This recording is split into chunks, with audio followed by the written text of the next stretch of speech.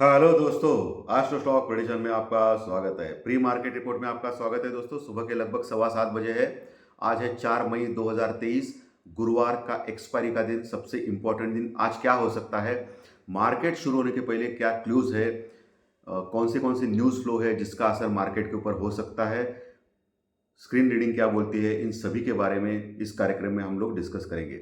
शुरू करने से पहले चैनल के डिस्क्रिप्शन बॉक्स में बिलो द टाइटल डिस्क्लेमर रखा है, उसको कृपया पढ़ी जानिए। एज पर डिस्क्लेमर, ये एजुकेशनल प्रोग्राम है। इसके तहत जो भी मैं बोलता हूँ ये मेरी पर्सनल राय है, मेरी खुद की राय है। आपके प्रॉफिट या लॉस, लाभ या हानि के लिए मैं और मेरा चैनल जिम्मेदार नहीं रहेंगे, रिस्पॉन्सिबल नहीं रहेंगे। ये प्लीज़ प्लीज़ नोट करके रखिए। मेरा एस्ट्रो स्टॉक प्रेडिक्शन चैनल सिर्फ और सिर्फ यूट्यूब पे ही अवेलेबल है, ये भी नोट करके रखिए। चलिए दोस्तों, शुरू करेंगे। सो दोस्तों, एज एक्सपेक्टेड अमेरिकन मार्केट में कल फेड ने डिक्लेयर किया 25 बेसिस पॉइंट यानी 0.25% रेट ऑफ इंटरेस्ट हाइक का डिसीजन। वहां तक मार्केट में कोई प्रॉब्लम नहीं था दोस्तों, लेकिन आफ्टर मार्केट जो स्टेटमेंट दिया पावेल साहब ने in the market, after market नहीं, इन द आफ्टर ये डिसीजन होने के बाद जो उनकी मीटिंग होती है उसमें मिस्टर पावेल ने, जो फेड के चेयरमैन हैं, उन्होंने बोला कि ये 25 basis point rate of interest जो हाइक किया उन्होंने, उसके बाद वो फिर कर सकते हैं। जो डेटा कैसे आएंगे उसके ऊपर डिपेंड रहेगा।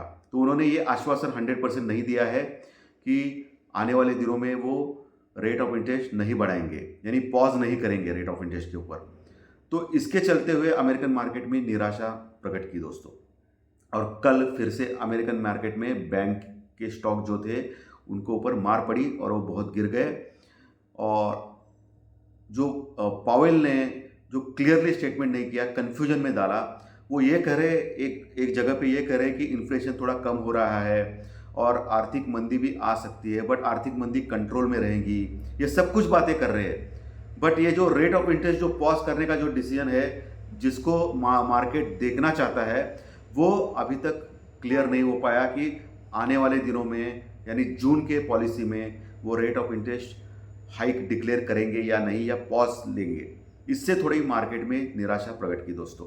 इसके चलते हुए बॉन्ड यील्ड और डॉलर इंडेक्स नीचे आ गए, बट ये तो अच्छी बात है आईटी के स्टॉक्स के लिए। और आज जो सुबह है, कल रात में अमेरिकन मार्केट बहुत ही ज़बरदस्त गिर गया, ज़बरदस्त वॉलेटिलिटी थी, लेकिन आखिर में 250-300 पॉइंट माइनस में क्लोज हो गया अमेरिकन मार्केट। नैस्डैक भी अच्छा खासा माइनस में क्लोज हो गया। आज सुबह भी 50 पॉइंट माइनस में चल रहे हैं दोस्तों अमेरिकन मार्केट, और नैस्डैक भी 50 अच्छे खासे पॉइंट में माइनस में चल रहा है। बट नैस्डैक ने थोड़ा 15-20 पॉइंट नीचे से कवर हो गया, ये अच्छी बात है आईटी के स्टॉक्स के लिए। कल आईटी के स्टॉक्स भी गिर गए, लेकिन ज़्यादा गिरावट नहीं थी। आज आईटी के स्टॉक्स के ऊपर आपकी नज़र होनी चाहिए। आज गुरुवार का एक्सपायरी दिन है, सो कुछ भी हो सकता है। मैंने ऑलरेडी आपको क्लियरली बोला है कि हमारा जो स्टॉक मार्केट है बहुत दिनों से लगातार बढ़ रहा है ऊपर। तो एक मेजर प्रॉफिट बुकिंग अभी तक नहीं हुई है। कल का दिन भी एक फ्लैट टू नेगेटिव हम लोग क्लोज हो गए थे दोस्तों। सो मेजर प्रॉफिट बुकिंग कभी भी आ सकती है, शायद कल के दिन यानी फ्राइडे के दिन आ सकती है वो। आज तो एक्सपायरी का दिन है। कॉल राइटर्स और पुट राइटर्स की जो पोजीशन होती है, यानी कहा जाए तो 18,100, 18,200, 18,300 यानी 18,100, 200, 300, यहाँ कॉल राइटर्स करोड़ों में है। और नीचे 18,000, 17,900, 17,800 यहाँ करोड़ों में पुट राइटर्स है। यानी मजबूत करने वाले लोग 18,000 और 18,000 के नीचे है, और कमज़ोर करने वाले मार्केट को कॉल राइटर्स 18,100 से लेकर 18,300 है। सो मोटा मोटी मार्केट फंस चुका है 18,100 के आसपास। ओके, सो उसको दायरा तोड़ना है मार्केट को आज के दिन, तो 18,000 के नीचे जाना पड़ेगा, तब ज़्यादा सेलिंग आ सकती है। अगर उसको ऊपर जाना है तो 18,100 के ऊपर टिकना चाहिए, आधा घंटा 18,150 के ऊपर, तो ऊपर जा सकता है। तो ये दायरे में 18,100 के दायरे में 18,100 से लेके 18,100 के आसपास, यानी 18,000 से लेके 18,100 के दायरे में अटक चुका है निफ्टी। सो आज देखना पड़ेगा कि वो नीचे सपोर्ट लेता है 18,000 का और ऊपर आता है, या 18,000 के नीचे जाके और गिरता है। ओके, तो ये सपोर्ट रजिस्टर्स क्लियर दिख रहा है निफ्टी में आज के दिन। वही बैंक निफ्टी जो 43,300 के ऊपर क्लोज हो गया था, निफ्टी से थोड़ा सा हल्का सा मजबूत क्लोज हो गया था कल के दिन, और आखिर के आधे एक घंटे में अच्छा उछाल आ गया था बैंक निफ्टी में। उसमें 43,000 का स्ट्रॉन्ग सपोर्ट है। उसके नीचे गया तो कमज़ोर होना चालू करेगा बैंक निफ्टी, और नीचे बैंक निफ्टी में 42,800 का स्ट्रॉन्ग सपोर्ट है। उसके नीचे सबसे अच्छा सपोर्ट 42,500 42,500 का है मेरी नज़र से, और ऊपर 43,500 के पास बहुत ही बड़ा रेजिस्टेंस है, रुकावट है, जहां कॉल लेटर्स आ चुके हैं। 43,550 के ऊपर अगर गया बैंक निफ्टी तो 43,800 तक जा सकता है।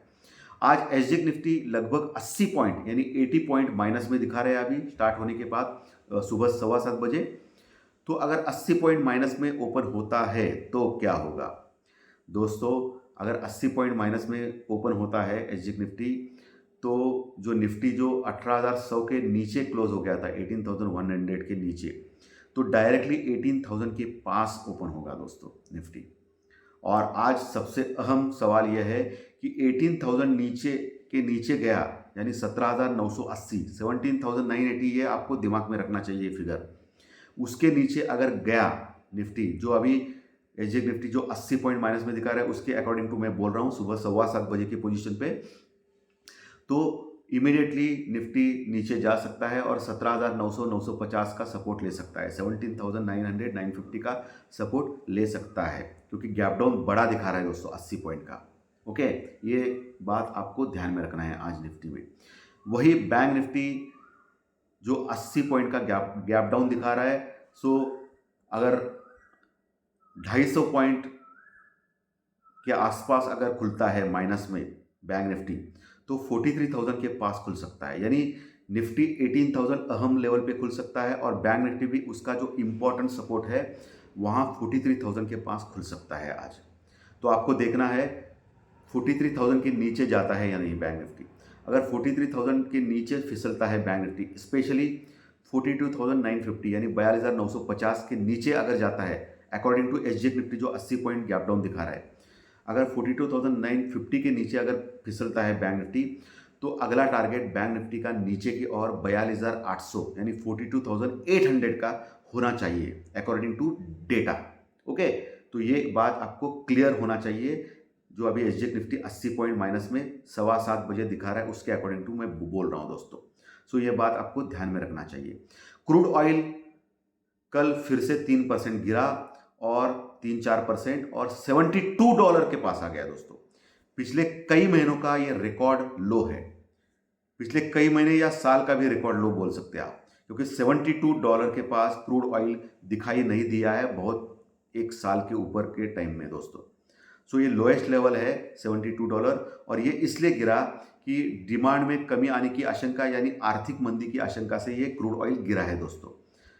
ऑफ कोर्स इंडिया के लिए बहुत ही अच्छी न्यूज़ है, बट आर्थिक मंदी आनी भी तय लग रहा है पूरे वर्ल्ड में, और इसका असर इंडियन मार्केट के ऊपर हो सकता है, क्योंकि ऑलरेडी इंडियन मार्केट बहुत ही ज़्यादा बढ़ चुके हैं और प्रॉफिट बुकिंग कभी भी आ सकती है।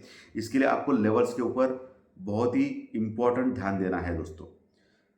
इंडिया विक्स यानी वोलेटाइल इंडेक्स आज बढ़ सकता है सुबह सुबह स्टार्ट में, क्योंकि मार्केट नीचे आ रहा है, उसके ऊपर ध्यान रखना है। 12 के नीचे है इंडिया विक्स। कल बहुत ही अच्छी बाइंग की एफआई ने, फिर से 1300 करोड़ की, जो लगातार बाय कर रहा है। जब तक एफआई स्ट्रॉन्ग बुलिश है मार्केट के ऊपर, इंडियन मार्केट के ऊपर, तब तक इंडियन मार्केट गिरेगा नहीं, ये मैं क्लियरली बोल रहा हूँ, ये क्लियरली बोल रहा हूँ, चाहे कुछ भी हो वर्ल्ड में। लेकिन मैं हमेशा पहले से यही बोल रहा था सबको कि एफआई की जो फिगर है फॉरेन इन्वेस्टर की, वो मैटर करती है इंडियन मार्केट में, वो मैटर करती है। बहुत सारे लोग तीसरी महाशक्ति ये वो टीवी वाले ने लोगों को पागल कर दिया था कि बहुत ताकत है तीसरी महाशक्ति में। ताकत तो सिर्फ और सिर्फ एफआई में दोस्तों। जब तक एफआई बाइंग मोड में है तब तक इंडियन मार्केट गिरेगा नहीं, और एफआई ने सेलिंग कर दिया तो फिर मुश्किल आएगी, फिर मार्केट बढ़ेगा नहीं लेकिन ज़्यादा गिरेगा नहीं। क्यों? क्योंकि जो डीआई है, डोमेस्टिक इन्वेस्टर, जो पिछले कई दिन से छोटा मोटा क्वांटिटी बेच रहे हैं, उनके पास पैसों की ताकत है। म्यूचुअल फंड से जो पैसा आता है हम लोग ही देते हैं। सो ये डीआई डोमेस्टिक इन्वेस्टर वो मार्केट को ज़्यादा गिरने नहीं देंगे दोस्तों, ठीक है, ये क्लियर कट है। सो एफआई की फिगर के ऊपर भी आपकी नज़र होनी चाहिए। जब तक एफआई बाइंग करता है तब तक नीचे से बाय ऑन डीप ही करना चाहिए आपको, यानी जो मैंने अभी लेवल्स इंपॉर्टेंट दिए हैं आपको बैंक निफ्टी और निफ्टी में, उसका ख्याल रखना है, वहाँ से बाइंग करनी है। ओके, कॉल लेना है लेकिन स्टॉप लॉस के साथ लेना है, ठीक है। और ऊपर सेल ऑन राइज भी अवश्य करना है आज के दिन, जो मैंने लेवल्स बोले हैं आज के ऊपर के रेजिस्टेंस के लेवल, वहाँ से आपको अवश्य सेल ऑन राइज करना ही करना है दोस्तों, ठीक है। फिर आज रिलायंस कमज़ोर हो सकता है क्योंकि $72 क्रूड ऑयल नीचे आ गया है। ओएनजीसी और रिलायंस थोड़े कमज़ोर हो सकते हैं।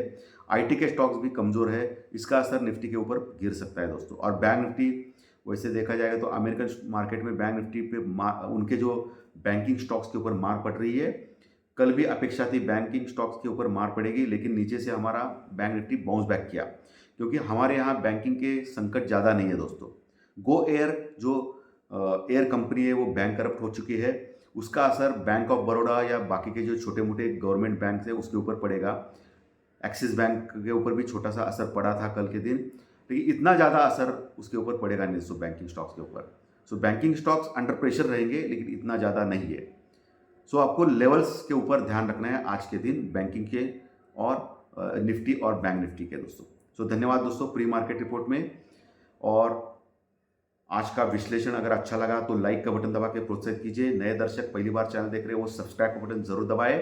सब्सक्राइब बटन जरूर दबाना बहुत ही इंपॉर्टेंट है ताकि आपको हर दिन के 3 वीडियोज, प्री मार्केट रिपोर्ट सुबह मार्केट शुरू होने के पहले, दोपहर में ज्योतिष शास्त्र प्रेडिक्शन से अगले दिन का प्रेडिक्शन स्टॉक मार्केट का, और रात में टेक्निकल डाटा कार्यक्रम, ये तीनों कार्यक्रम आपको इसी चैनल के ऊपर आपके इनबॉक्स में, यूट्यूब के इनबॉक्स के ऊपर मिलेंगे अगर सब्सक्राइब का बटन दबाएंगे तो। और कमेंट बॉक्स में ज़रूर मैसेज लिखिए दोस्तों। सो धन्यवाद, फिर मिलेंगे ज्योतिष शास्त्र प्रेडिक्शन में दोपहर 3:30 बजे। Thank you very much, thank you दोस्त, थैंक यू।